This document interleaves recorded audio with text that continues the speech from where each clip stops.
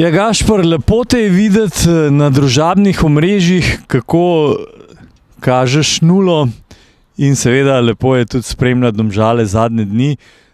Verjetno je zdaj vse v najlepšem redu. Pa ja, tako kot ste rekli, vsem je veliko lažje, no, če imamo nulo zadnji, če zmagujemo, vzdušje je boljše, mi smo bolj samozavestni in jaz sem upam, da bomo tako nadaljevali naprej. Ja, tale zadnja zmaga proti Aluminiju, kar 5-0, fenomenalna tekma. Kako si jo ti videl?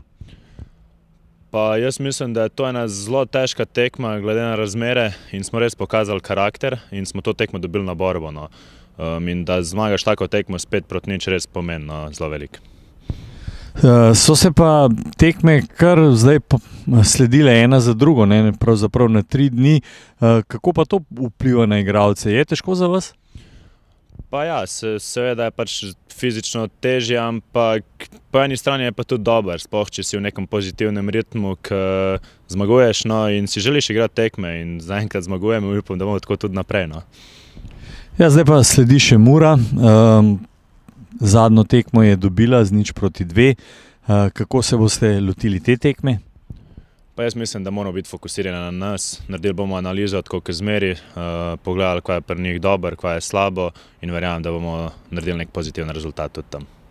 Srečno torej proti Muri. Hvala.